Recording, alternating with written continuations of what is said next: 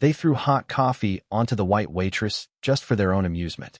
Laughter echoed through the restaurant as if her humiliation were nothing more than entertainment. None of them realized that the quiet woman standing before them was loved by a man whose name alone could silence an entire room, a Korean Mafia boss. What happened next would forever change every life inside that restaurant. Hello, everyone. Before we begin today's story, I have a small favor to ask. Please hit the subscribe button and turn on the notification bell so you never miss our channel's new videos. It is quick, it is free, and it is the best way to support us in bringing you more dramatic and emotional stories like this one. Your support truly means the world to us. And tell me, where are you watching from today? Drop your city or country in the comments below. Thank you very much. Now let us go back to our main character. Why did she smile after they humiliated her? That was the only question anyone could remember asking after the security footage spread across the city. The answer would not come that night. It would arrive much later, wrapped in silence, justice, and a truth no one inside that elegant restaurant could have imagined. The chandelier above cast warm golden light across polished marble floors, reflecting from crystal glasses that cost more than some families earned in a month. Soft jazz floated through the dining room, while expensive perfume blended with the aroma of freshly grilled steak and roasted herbs. Everything about Sterling House was designed to celebrate wealth. It was a place where influence was served before dinner, and respect often depended on the size of a person's bank account. Moving quietly between the tables was Claire Bennett, 26 years old, white apron, hair tied into a neat ponytail, comfortable black shoes that had carried her through countless double shifts. She smiled at every guest, thanked every coworker, and never complained when someone forgot her name. Most people saw only another waitress carrying trays.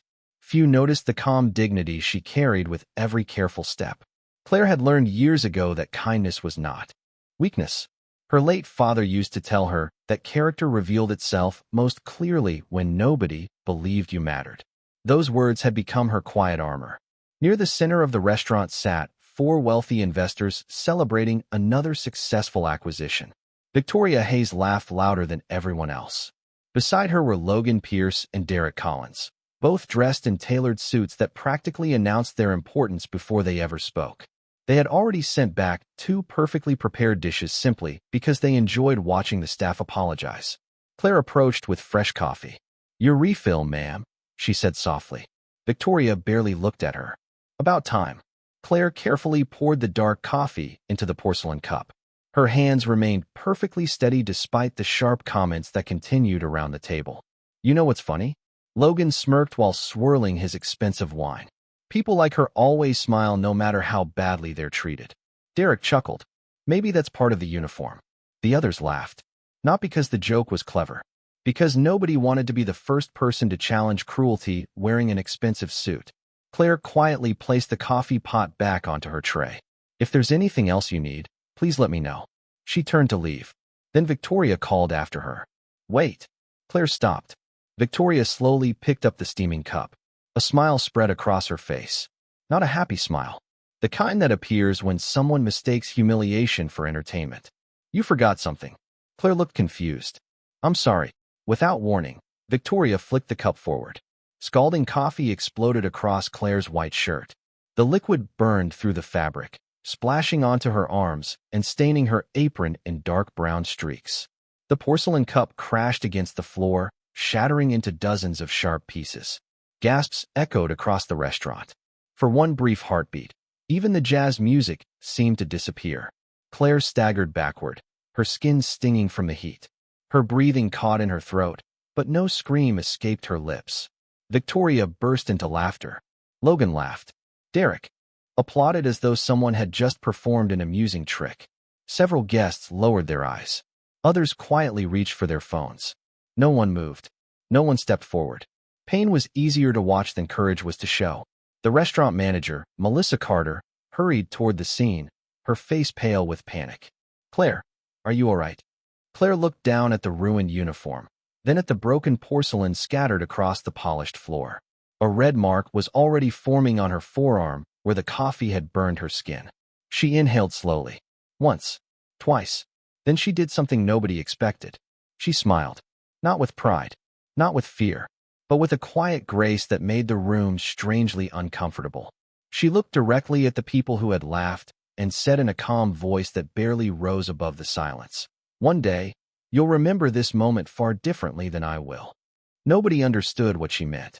Neither did Claire herself, because somewhere beyond the glowing city lights, a phone had just begun to ring, and the man about to answer it had spent his entire life making sure no one ever escaped the consequences of hurting the woman he loved. Most people believed kindness belonged only to those who had never been hurt. Claire Bennett was living proof that they were wrong. The ambulance crew insisted on examining the burn before letting her leave the restaurant. The hot coffee had reddened the skin along her forearm and shoulder, but the doctor quietly assured her that the injury would heal. Physical pain, he explained, often faded much faster than public humiliation. Claire simply thanked him. She never asked whether the people who laughed would face consequences. She never demanded revenge. Instead, she folded her stained apron into a small paper bag, as though it were nothing more than another work uniform reaching the end of its life. Outside, the city glowed beneath thousands of lights. Luxury cars rolled past busy intersections, while office towers reflected the final colors of the sunset. People hurried home carrying shopping bags, talking on phones, laughing with friends. To them, it was just another ordinary evening. For Claire, it had become a night she would never forget. Her apartment sat several neighborhoods away from the expensive restaurant. It was small but spotless, with white curtains covering old windows and shelves filled with secondhand books instead of expensive decorations. Fresh flowers rested on the kitchen table. She replaced them every Sunday, no matter how difficult the month had been. "They make the room feel hopeful," she always said. Hope, to Claire, was never something you waited for. It was something you practiced. The moment she stepped inside, she hid the injured arm beneath a light sweater. "Claire," a gentle voice echoed from the living room. Her mother, Eleanor Bennett, slowly looked up from her knitting chair. "You're home early." Claire smiled. "They closed the restaurant sooner tonight." Eleanor noticed the forced brightness behind her daughter's eyes. "A difficult shift?" Claire hesitated for only a second. "You know restaurants. Sometimes people have bad days." She refused to burden the woman who had already survived breast cancer, years of financial struggle, and the loss of her husband. Claire had promised herself long ago that her mother's remaining years would contain more peace than pain. While preparing dinner, she quietly reached for a bowl with her uninjured hand. The movement sent a sharp sting through her burned arm. She winced. Eleanor immediately stood. "Claire, it's nothing." Her mother gently rolled back the sweater sleeve. The angry red burn was impossible to hide. Neither woman spoke. Silence filled the tiny kitchen more loudly than any argument ever could. Finally, Eleanor whispered, "Someone hurt you." Claire lowered her eyes. "They spilled coffee. Accidentally."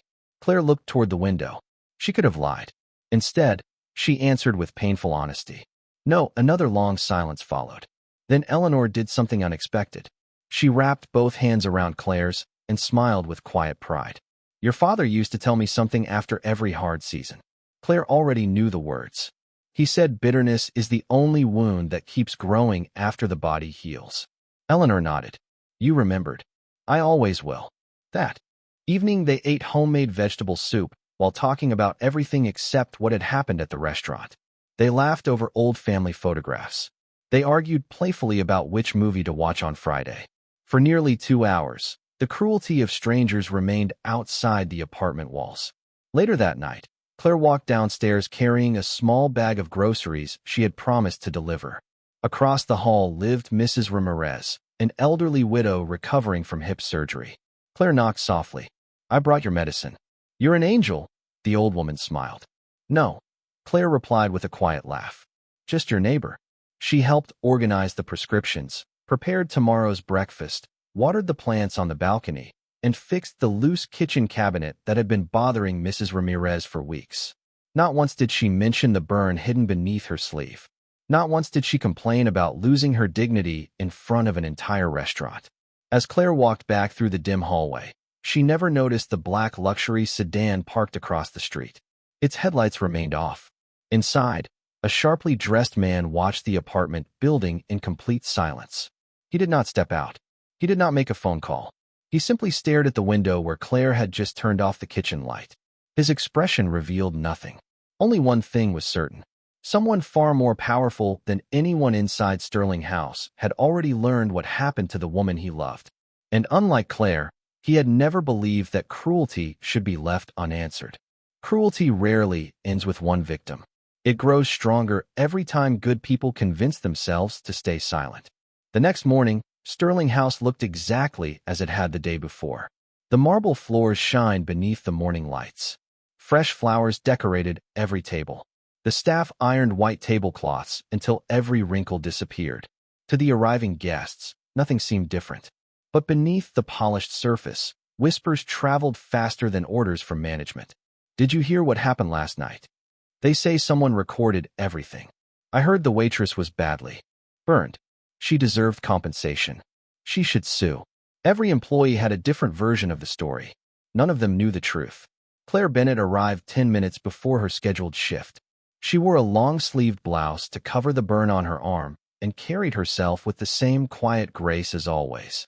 Several co-workers looked at her with sympathy, but no one knew what to say. One young server finally approached. "Claire, I'm really sorry." Claire offered a gentle smile.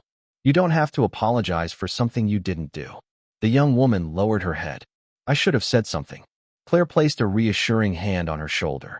"Next time, stand up for someone else." "That's enough." The words settled deeply inside the young server's heart. Sometimes forgiveness carried more weight than anger ever could. Before another conversation could begin, Melissa Carter stepped out of her office. "Claire, could you come in for a moment?" Melissa's voice sounded unusually formal. Claire nodded without hesitation. The office door closed quietly behind them. Melissa remained standing instead of taking her seat. She looked exhausted. Dark circles rested beneath her eyes, and several unopened emails filled the computer screen. "I hardly slept," she admitted. Claire answered softly. "I understand." Melissa swallowed. "I argued with the owners until midnight." Claire remained silent. "They're worried about the restaurant's reputation." Claire already knew where the conversation was heading. Melissa took a deep breath. "They've decided it's best if we let you go." The words lingered in the room like heavy smoke. "You're firing me." Melissa's eyes filled with regret. "They're calling it restructuring." Claire almost smiled. "No, they're calling it protection." Melissa couldn't deny it. Victoria Hayes and her business partners were among Sterling House's wealthiest clients. Losing them would cost far more than replacing one waitress. "I fought for you," Melissa whispered. "I know." They threatened to move their business elsewhere. Claire simply nodded. "I know that too."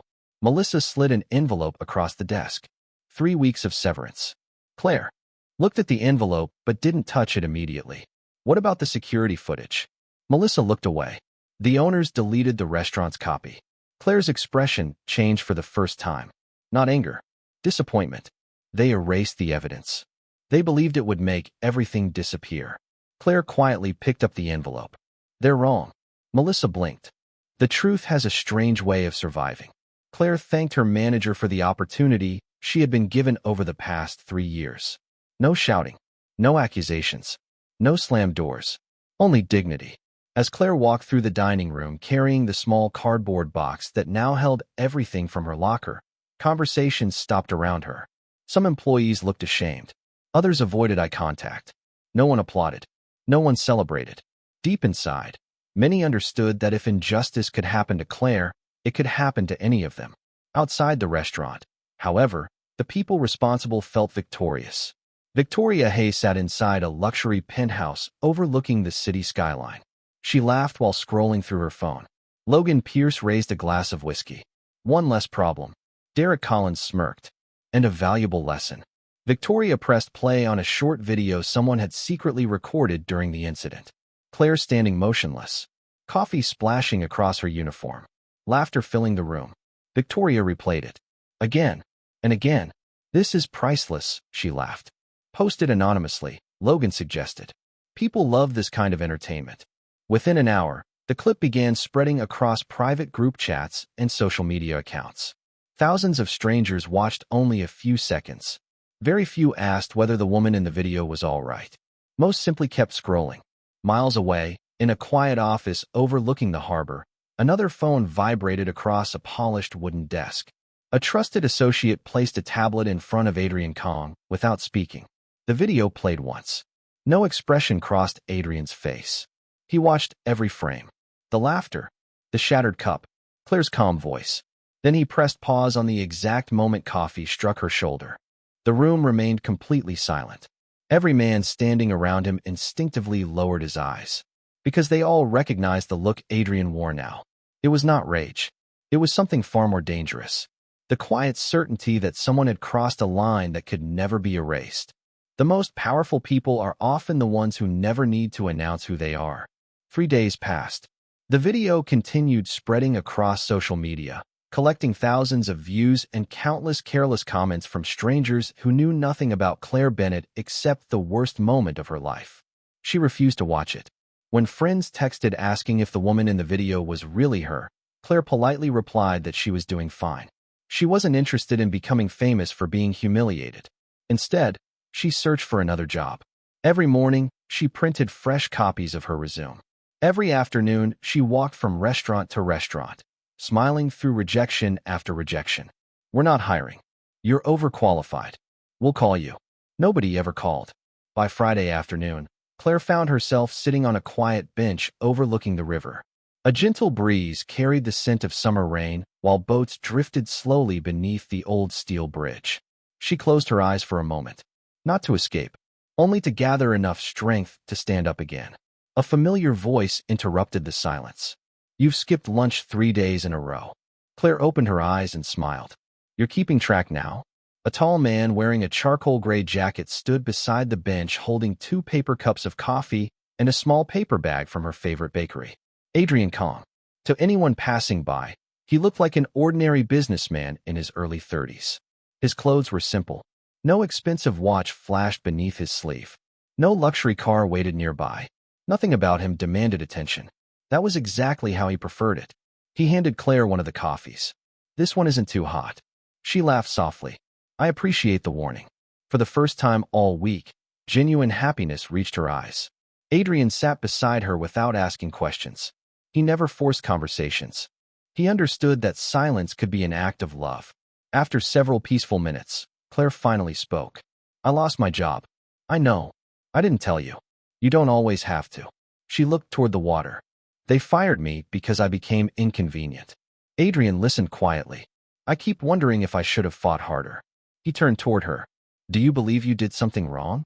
Claire answered immediately. "No." "Then don't confuse losing with failing." She looked at him with quiet admiration. That was one of the reasons she loved him. Adrian never offered dramatic speeches.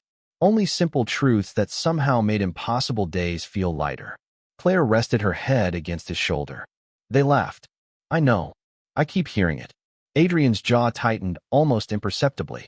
"But I'm more disappointed in the people who stayed silent." He didn't answer right away. Instead, he gently took her injured hand into his own. "The world has always had cruel people." Claire nodded. "What changes history," he continued, "is whether good people decide to remain spectators." She smiled faintly. "You always sound older than you are." "My grandfather talked that way." "I would have liked him." "He would have liked you more." The conversation drifted toward lighter subjects. Movies. Books. Claire's mother. A stray dog that had started following Adrian whenever he visited the neighborhood. For nearly an hour, they looked like every ordinary couple enjoying a peaceful afternoon together. None of the people walking past imagined that the quiet man sharing pastries on a public bench possessed influence stretching far beyond the city limits. As sunset painted the river in shades of gold, Adrian drove Claire home in a modest silver sedan that looked several years old. She kissed his cheek before getting out. "Promise me something. Anything. Don't waste your energy being angry for me." He smiled. "I'll spend it wisely." Satisfied with the answer, Claire disappeared inside the apartment building. Adrian remained in the driver's seat until the hallway light on the 3rd floor switched on. Only then did he drive away. 20 minutes later, the modest sedan entered an underground parking garage beneath an unmarked office tower. 2 black SUVs were already waiting. 6 men in dark suits stood perfectly still beside the elevator. The moment Adrian stepped out of the car, every one of them bowed their heads. No words were exchanged. Inside the private conference room upstairs, maps, financial reports, photographs, and digital records covered an enormous table. On one screen, Victoria Hayes smiled at a charity gala. On another, Logan Pierce signed documents beside influential politicians. A third displayed Derek Collins entering a private investment club. Adrian slowly removed his jacket. Has everything been verified? A gray-haired advisor nodded. Yes. Every detail. We've confirmed far more than the incident at the restaurant. The room fell silent. Adrian studied the files without visible emotion. This isn't about revenge, he said at last. No, it never was. He looked once more at the paused image of Claire standing calmly after hot coffee had been thrown across her uniform. Then he spoke the sentence that caused every person in the room to straighten instinctively. Find the truth. And don't stop until every lie surrounding those three people has nowhere left to hide. The truth never announces its arrival. It simply begins collecting names. By the following Monday, Adrian Kang's investigation had already moved far beyond a spilled cup of coffee. The incident at Sterling House had never been about a waitress. It had become a doorway, and Adrian intended to discover everything hidden behind it. Inside the private conference room, the atmosphere remained calm, almost academic. There were no raised voices, no threats, no dramatic declarations.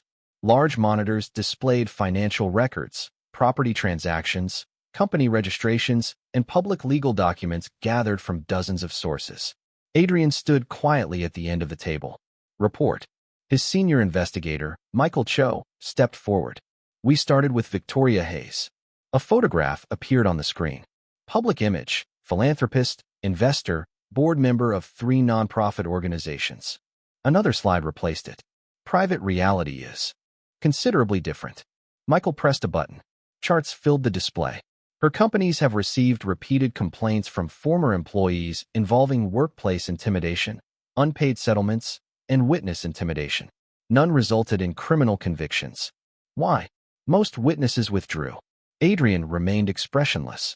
Continue. A second photograph appeared. Logan Pierce owns investment firms across 3 states. Another file opened. 7 shell companies. Unusual international transfers. Several unexplained cash movements. Legally suspicious.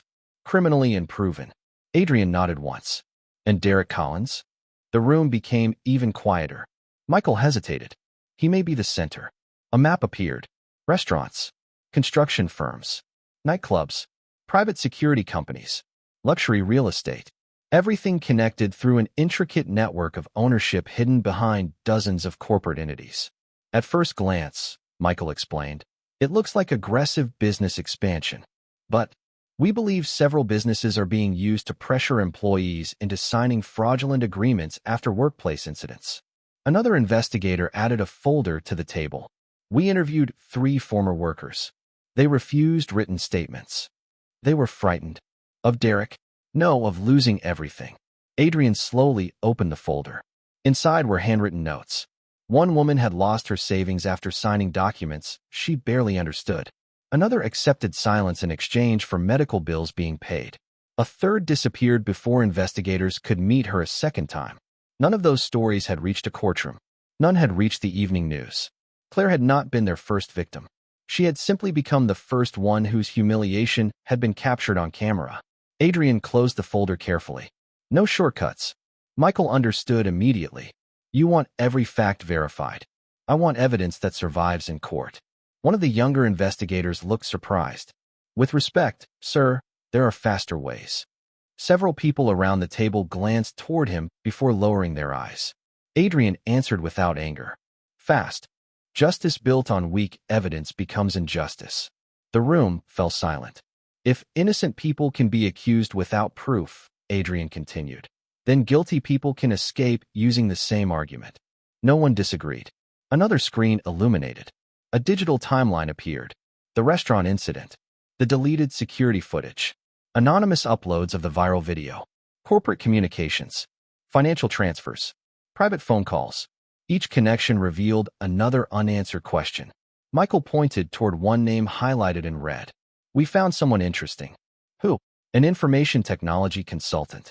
He maintains Sterling House's surveillance servers. According to restaurant management, every recording was permanently deleted. Michael smiled faintly. He says that's impossible. Adrian looked up. Explain. The system automatically created encrypted backup copies every 12 hours. So the footage still exists. Very likely. Where? We're tracing the backup server now. For the first time that morning, Adrian's eyes revealed the slightest hint of satisfaction. Good. Another investigator entered carrying fresh documents. We've also confirmed something else. Everyone turned toward him. The anonymous account that uploaded Claire's humiliation wasn't anonymous. He placed several printed pages onto the table. The upload originated from a private internet connection. Registered to whom? The investigator looked directly at Adrian. A penthouse owned through one of Logan Pierce's holding companies. Nobody spoke. The pieces were beginning to fit together. Not perfectly, but enough to reveal intention rather than coincidence. Adrian walked toward the window overlooking the city skyline. Thousands of people hurried through another ordinary workday below. Most would never know that justice often depended on countless invisible hours spent proving what victims had always known to be true. He spoke without turning around. Protect every witness. Yes, sir. Preserve every document. Yes, sir. And until every fact is verified, no one confronts them. The investigators answered together. Understood. Far across the city, Victoria Hayes raised another champagne glass during a business luncheon, laughing confidently as reporters photographed her generous donation to a children's charity. She believed public image was stronger than truth. She had no idea that, at that very moment, the first thread holding together the carefully constructed empire around her had already begun to unravel. Some secrets are buried because they are shameful. Others are buried because they are profitable. The investigation entered its second week, and the picture before Adrian Kong was becoming clearer with every verified document. Claire Bennett had never been the true target. She had simply crossed paths with people who believed money could erase every consequence. The conference room lights remained dim while dozens of files covered the enormous table. Financial statements sat beside interview transcripts. Property records rested next to photographs of luxury events attended by influential businessmen and politicians. Every piece meant little on its own. Together, they told a story no public relations campaign could hide. Michael Cho adjusted another presentation on the main screen. We've confirmed a pattern. Adrian looked up. Show me. A timeline stretched across the display. 5 years. 23 workplace complaints. 9 confidential settlements. For sudden business closures. 7 missing witnesses. None of the events appeared connected to the public. To trained investigators, however, the similarities were impossible to ignore. Every incident follows the same sequence, Michael explained. A worker reports abuse. Management offers a private settlement. If they refuse, pressure begins. What kind of pressure? Adrian asked. Another investigator answered. Threats to employment. Civil lawsuits. Financial intimidation. Character attacks. And eventually, silence. A heavy stillness settled over the room. No one needed to say what everyone was thinking. Claire had unknowingly become part of a system that had already harmed many others. Another photograph appeared. A middle-aged chef. Thomas Reynolds. He suffered severe burns after defective kitchen equipment exploded 3 years ago. He tried reporting safety violations. What happened?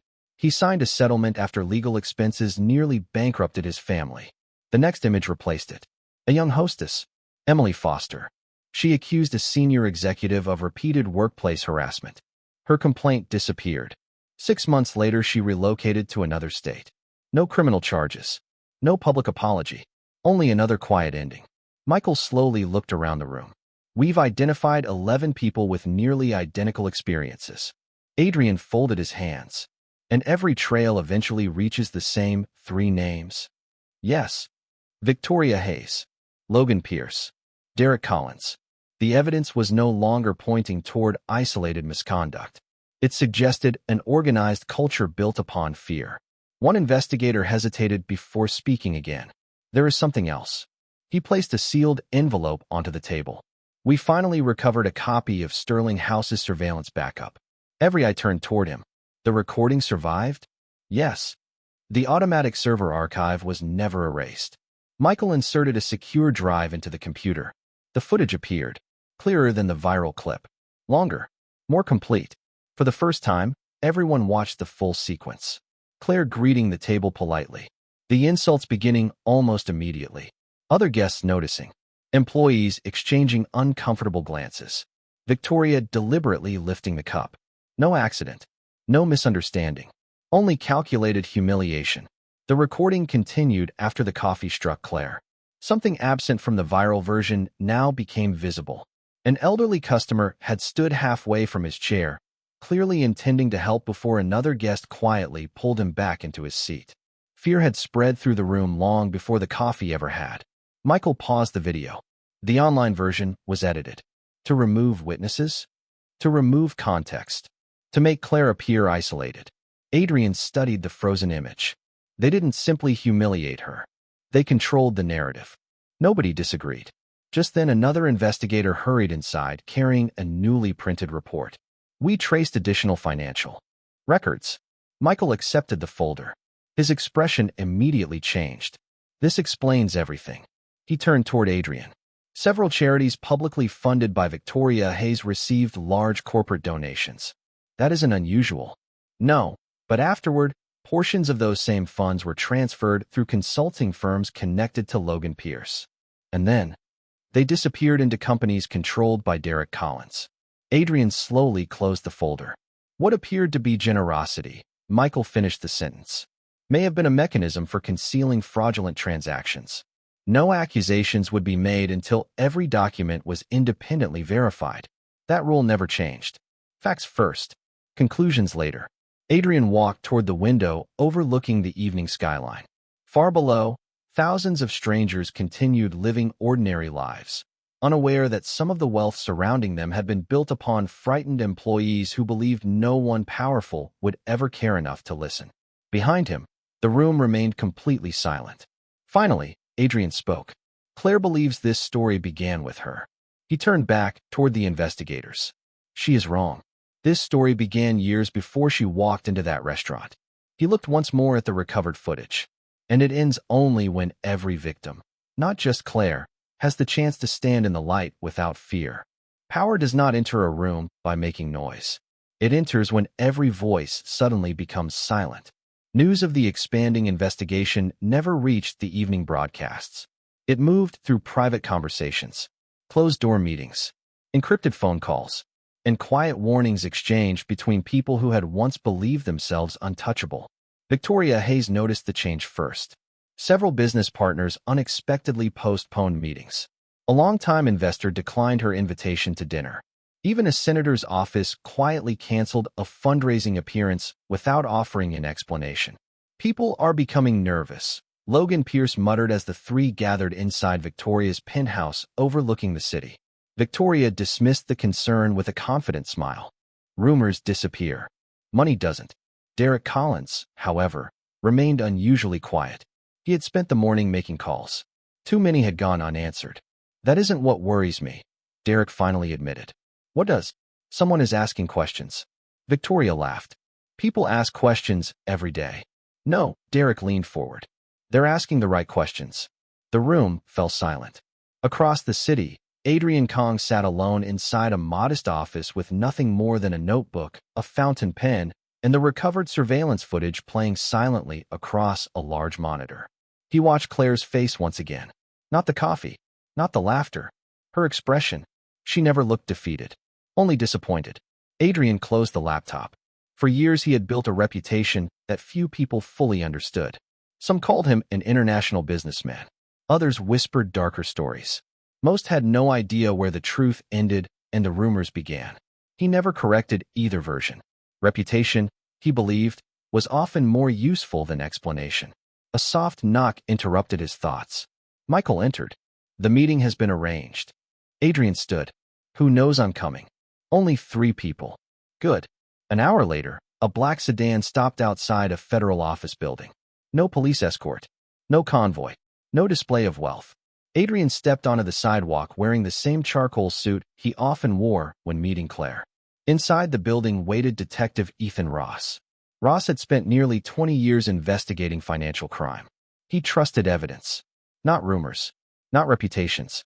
When Adrian entered the conference room, neither man spoke immediately. Ross studied him carefully. You're difficult to reach. I wasn't aware you were looking. Ross slid a thick folder across the table. My office received anonymous evidence. I know. You sent it. I arranged for it to arrive. Ross opened the folder again. Corporate records, financial transfers, witness interviews, surveillance backups. Every document properly indexed. Every source traceable. Every claim supported. This is months of investigative work. Yes, you're giving it away. It doesn't belong to me. Ross looked directly into Adrian's eyes. Why? Adrian answered without hesitation. Because justice belongs in a courtroom. The detective watched him for several long seconds. There are stories about you. I've heard them. Should I believe them? Adrian almost smiled. You should believe documents. Ross nodded slowly. That answer tells me more than the rumors ever could. The detective extended his hand. We'll verify every page. I expect you to. And if it's true, Adrian finished the sentence quietly. Then the law should do what the law was created to do. Hours later, federal investigators began requesting financial warrants connected to several companies appearing inside the evidence package. Nobody outside the investigation understood why. Yet the effect was immediate. Victoria's chief accountant suddenly resigned. One corporate attorney withdrew from representing Derek Collins. Two former employees unexpectedly contacted investigators, asking whether witness protection programs actually existed. Fear was changing sides. Late that evening, Victoria organized an emergency gathering at Sterling House. The restaurant had closed to the public. Crystal chandeliers still illuminated the elegant dining room where everything had begun. Victoria stood beside the very table where Claire had once served coffee. This is ridiculous, she declared. Someone is trying to intimidate us. Before anyone could answer, the restaurant doors opened. Every conversation stopped. Several executives instinctively stood, not because they recognized the man walking inside, because the atmosphere itself seemed to change the moment he entered. Adrian Kong walked calmly across the polished floor with measured steps. No bodyguards followed him. No weapons were visible. No threats were spoken. The restaurant manager quietly lowered her eyes. Waiters stopped moving. Even the musicians fell silent without being asked. Victoria frowned. Who are you? Adrian looked around the room before his gaze settled on the coffee stain that still faintly marked a section of the marble floor. Then he raised his eyes. My name, he said calmly, is Adrian Kong. A flicker of recognition crossed Derek Collins' face. His expression drained of color. He whispered only 4 words. Oh my God. For the first time since the night Claire Bennett had been humiliated, the people who once laughed began to understand that true power had just walked into the room, and it had no interest in applause, only in the truth. Justice becomes meaningful only when it refuses to imitate the cruelty it condemns. No one slept well after Adrian Kong walked into Sterling House. Victoria Hayes spent the night calling attorneys. Logan Pierce contacted financial advisors before sunrise. Derek Collins quietly transferred assets between companies, convinced he could still outrun whatever was approaching. For the first time in years, confidence had been replaced by uncertainty. Across the city, Detective Ethan Ross and his financial crimes unit worked through the night. Every document Adrian had delivered was verified independently. Every witness was interviewed again. Every bank transfer was traced through official legal channels. The evidence became stronger with every passing hour, not because someone powerful demanded convictions, but because the facts refused to tell a different story. 3 days later, federal investigators executed court-approved search warrants at multiple corporate offices connected to Victoria, Logan, and Derek. Employees watched in stunned silence as investigators carefully boxed financial records, encrypted computers, accounting files, and confidential contracts. No shouting echoed through the hallways. No dramatic arrests were made. Justice moved with patience. That was precisely what made it so frightening. Meanwhile, Claire Bennett remained unaware of how much had changed. She had accepted temporary work at a neighborhood cafe owned by an elderly couple who believed experience mattered more than internet rumors. The cafe was small. The tables were worn. The coffee was simple. Yet every customer was greeted by name. Claire felt something she had not experienced in weeks. Peace. One rainy afternoon, Adrian entered quietly and took his usual seat near the window. Claire smiled the moment she saw him. You're early. I had a meeting nearby. She brought him a cup of coffee. This time, her hands never trembled. Adrian noticed the healing burn on her arm. How is it? Almost gone. And everything else? Claire understood what he meant. She looked outside at the rain sliding across the glass. I think I'm finally letting go. Adrian studied her for a moment. Even after what they did. She nodded slowly. Forgiving someone doesn't erase what happened. No. It simply means I won't let their cruelty decide who I become. For the first time in days, Adrian lowered his eyes. Claire reached across the table and gently covered his hand with hers. You've been carrying something. He remained silent. You don't have to protect me from every storm. He smiled faintly. I know. She tilted her head. Promise me something. What is it? If those people are held accountable, let it happen the right way. Adrian already knew her answer before she spoke it aloud. No revenge. No revenge. No violence. No violence. She squeezed his hand gently. I fell in love with the man who always believed strength meant self-control. Her words lingered between them. For years Adrian had built his life around power, influence, fear, control. Yet the woman sitting across from him measured greatness by an entirely different standard. She believed the strongest people were those who could choose restraint even when they possessed the ability to destroy. That evening Adrian drove directly to Detective Ross's office. The detective was reviewing newly approved criminal charges. We're ready, Ross said. Search warrants have produced everything we needed. Will the law take it from here? Yes. Ross closed the final case file. There will be indictments. Adrian simply nodded. No interference from me. Ross looked at him carefully. You're walking away? I was never supposed to walk in. The detective extended his hand once more. You gave victims a chance to be heard. Adrian answered quietly. They gave themselves that chance. The following morning, news outlets across the state interrupted regular programming. Federal prosecutors announced charges involving financial fraud, witness intimidation, falsified corporate records, and multiple conspiracy-related offenses connected to companies controlled by Victoria Hayes, Logan Pierce, and Derek Collins. Television cameras crowded courthouse steps. Former employees who had once remained silent finally stepped forward. Some cried. Others simply stood together. Not because every wound had healed, but because they no longer felt alone. Claire watched the news from the cafe kitchen during her lunch break. She stared silently at the television screen before turning it off. The elderly owner looked at her. Do you know those people? Claire thought for a long moment. I knew who they chose to be. Then she returned to preparing coffee for waiting customers. Outside, headlines celebrated the investigation. Inside the little cafe, something far more important quietly continued. A woman who had once been publicly humiliated was serving strangers with the same kindness she had carried before the worst night of her life. Because justice had finally arrived. And unlike revenge, it had left her heart untouched. In the end, people rarely remember who held the most power. They remember who used it with the greatest grace. 1 year later, the city had almost forgotten the scandal that once dominated every headline. The television cameras had moved on. The reporters had found new stories. The court cases had ended with convictions supported by evidence gathered through months of careful investigation. Victoria Hayes, Logan Pierce, and Derek Collins were no longer celebrated as untouchable business leaders. Their carefully constructed reputations had collapsed under the weight of documented truth, while the victims they had tried to silence finally received compensation, public acknowledgement, and the opportunity to rebuild their lives.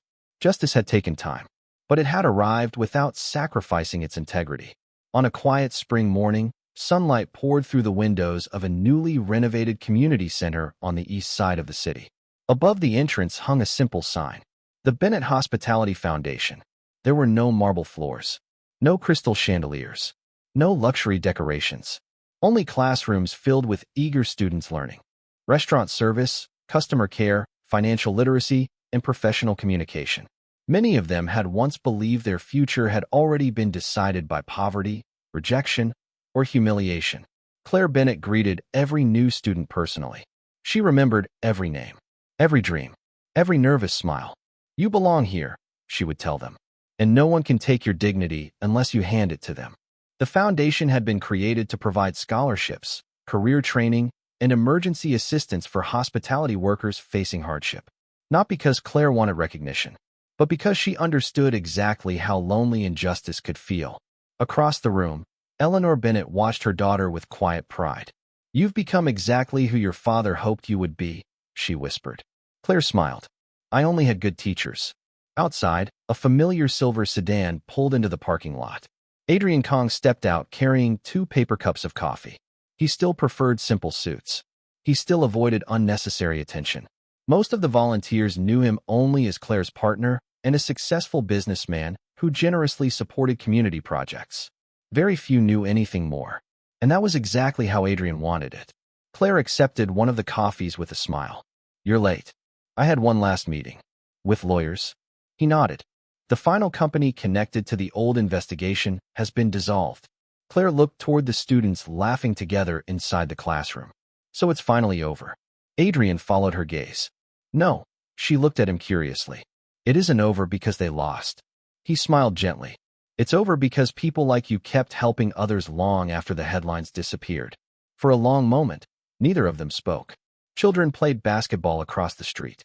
Neighbors greeted one another on the sidewalks. Life continued exactly as it always had. Only now, it felt lighter. Several former employees from Sterling House had become instructors at the foundation. Thomas Reynolds taught kitchen safety. Emily Foster mentored young women entering the hospitality industry. Others volunteered their time simply because someone had once believed they deserved another chance. Pain had become purpose. That afternoon, Claire addressed the newest group of scholarship recipients. She held no prepared speech. Only a small note folded inside her hand. "I used to think the worst thing that could happen to a person was being humiliated in public," she began. "I was wrong." The room became perfectly still. "The worst thing is believing that moment defines the rest of your life." She looked around at every face before continuing. "Someone may insult you. They may underestimate you. They may even try to convince the world that your value depends on their opinion." She smiled softly. "They'll always be wrong." Applause slowly filled the room. Not loud, not dramatic, just sincere. Later that evening, Claire and Adrian walked together along the same river where they had once shared coffee after she lost her job. The sunset reflected across the water in brilliant shades of gold. Claire reached for Adrian's hand. "Thank you." "For what?" "For choosing justice when revenge would have been easier." Adrian looked at the peaceful river before answering. "You were the one who taught me the difference." She rested her head against his shoulder. Neither of them needed another word. Some victories never appear in newspapers. Some heroes never ask to be remembered. And some acts of kindness quietly outlive every display of wealth or power. Because money can purchase attention. Fear can demand obedience. But only compassion earns respect that lasts beyond a lifetime. And that was the lesson no one inside Sterling House understood on the night they threw hot coffee at an ordinary waitress. She never screamed. She never sought revenge. She simply refused to let cruelty change her heart.